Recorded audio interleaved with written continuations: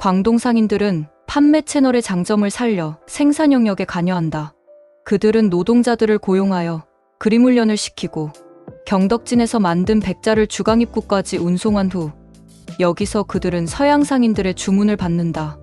주문을 받은 후에 채색 등 2차 가공을 하는 것이다. 이렇게 하니 물건 교부 일자를 앞당길 수 있었고 파손이나 그림의 질이 훨씬 올라가게 된다. 이런 생산 모델은 곧 유행하기 시작하고 일시에 광동의 주강연안에는 도자기 공장이 늘어서게 된다. 공장에서는 기술혁신이 조용히 진행되고 있었다. 변혁은 먼저 설계부터 시작된다. 이때 광동에서 수출되는 도자기 도안의 주제는 더 이상 전통적인 오복방수, 태평유상, 마상봉우가 아니었다. 길거리 상점에서 진열하는 것은 성경에 나오는 이야기, 군주의 두상, 서양의 풍경 등이 많아졌다.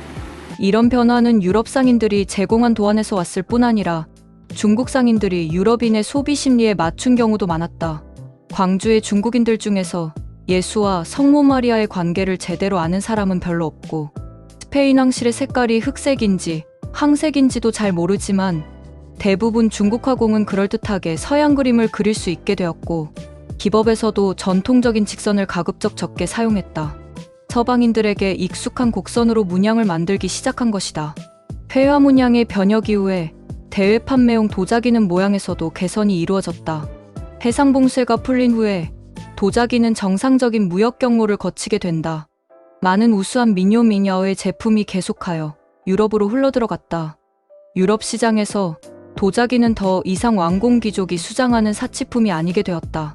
우수한 품질의 제품이 일반 백성들의 집에도 공급되어 생활용품으로 쓰이게 되었다. 유럽인들의 수요는 다시 한번 중국 제조업의 변혁을 가져온다.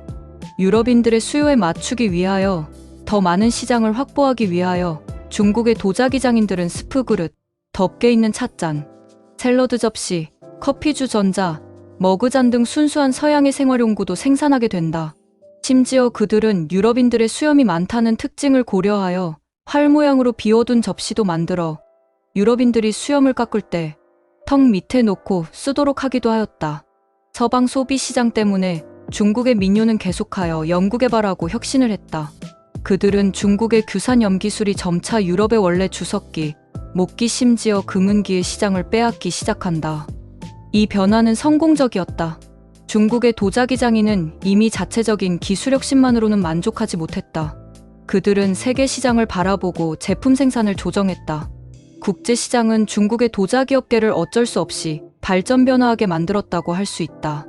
도안 설계의 변화, 기형 연구 개발의 개선은 그저 간단하게 서방 소비자의 습관에 맞추기 위한 것이었다면 생산 요소의 결집은 광주의 대외 도자기 가공이 진정으로 굴기한 표지이다. 1769년 무어이엠 해기라는 미국 여행자가 광주 주강남안의 광주채색 도자기 가공 공장을 참관한다. 그의 여행기에는 놀라운 현상을 기록하고 있다. 한길다란 방 안에 약 200명이 도자기의 도안을 그리고 각종 장식을 하느라고 바빴다. 노인도 있고 67세 된 어린아이도 있다. 그리고 이런 공장은 광주에만 100여 개가 있다. 광주에는 2만 명이 손으로 그림을 그리는 일을 했다. 이 숫자는 농업을 근본으로 하던 시대에 놀랄만한 숫자이다. 유감스럽지만 우리는 이미 이들이 어떻게 왔는지는 모른다. 다만 기본적으로 그들이 전통적인 농업사회에서 왔다는 것은 알 수 있다. 더욱 놀라운 일은 이들의 업무 성격이다. 그들은 경덕진에 관여해서 대대로 도자기를 굽는데 종사하는 장인들과는 달랐다. 장인들은 장적장 지위 있고 그들의 노동은 의무복무의 성격을 지닌다. 주강입구에 이들 그림 그리는 노동자들은 완전히 고용 형식이었다. 상인들이 돈을 내고 장인들은 일을 한다. 노동자들은 상대적으로 자유로운 선택권도 있고 유동성도 있다. 완전한 의미의 고용관계라고 할 수 있다. 이로 인하여 광주는 아주 많은 인력 자원을 보유하게 된다. 충분한 인력과 편리한 판매 채널 이외의 상인들이 집단적으로 생산에 개입한 것도 광주 도자기 제조업의 생산 요소의 변화를 더욱 완비되게 해준다. 당시 사회 조건에서 진정한 자본가가 나타나는 것은 불가능했다. 그러나 가장 자금력과 경영 마인드를 지닌 사람은 행상이었다.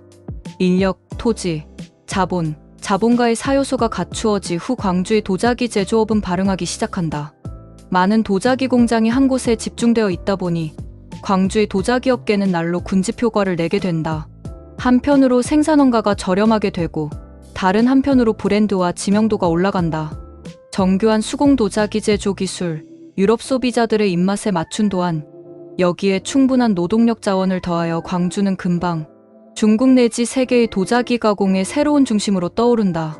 광채자광 사이즈는 제품의 품질이 뛰어나고 가격은 싸서 국제시장에서 잘 팔렸다. 일시에 중국 도자기는 유럽인들이 보기에 가장 좋은 브랜드가 된다.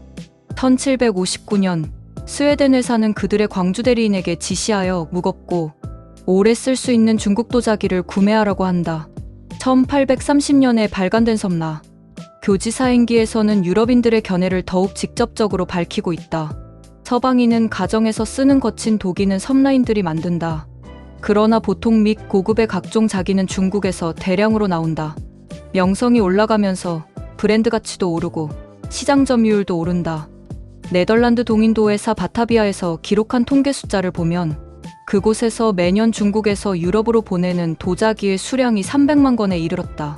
숫자만으로는 많은 문제를 설명하기 힘들다. 고급 소비품의 진정한 성공은 그것이 상류사회의 신미관을 바꾸었다는 데 있다.